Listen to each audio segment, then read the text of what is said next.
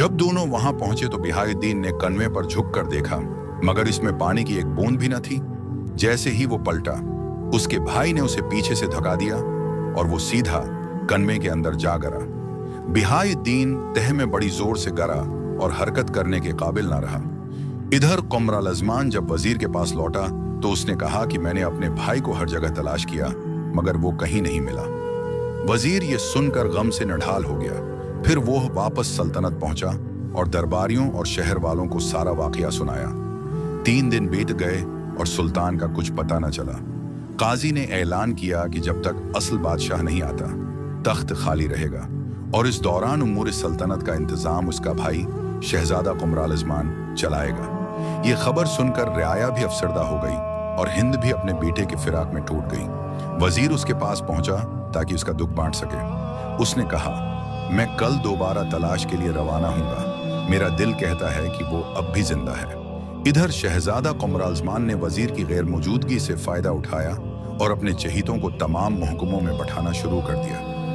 उसने गरीबों के लिए अमदाद रोक दी और रियाया पर भारी टैक्स लगा दिए।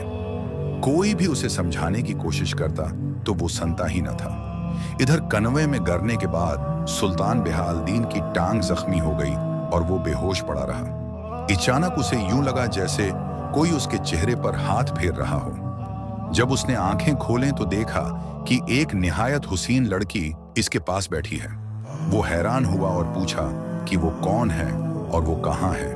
उसने जवाब दिया कि वो जन्नत में से है और उसकी कौम इसी कनवे के नीचे रहती है। उसने कहा, मैंने तुम्हें यहाँ 7 दिन पहले गिरता हुआ पाया था। मैंने तुम्हारा इलाज किया, वरना तुम बच न पाते।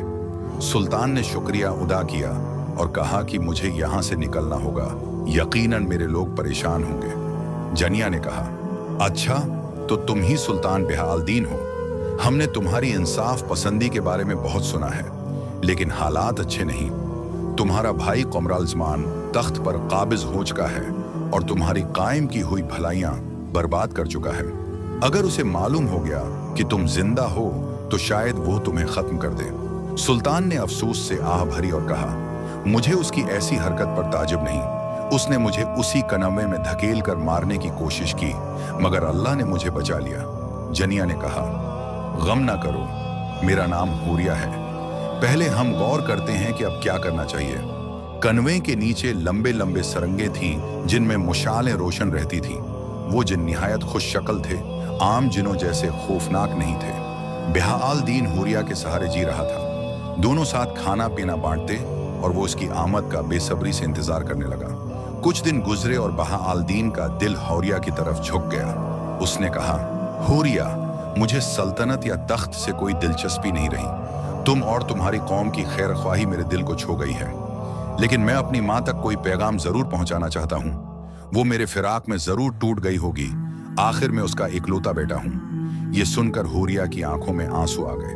उसने कहा, हम बरसों से उस खशक कनवे में रहते हैं, क्योंकि जंगल में शिकारियों ने जो कुत्ते छोड़े थे उनसे हमें खतरा है। फिर भी मैं कोशिश करूंगी कि तुम्हारी माँ तक जा सकूं और उसे सब कुछ बता दूं। बिहाउद्दीन ने कहा, यह तुम्हारा एहसान हमेशा याद रहेगा, मगर बहुत मोहतात रहना।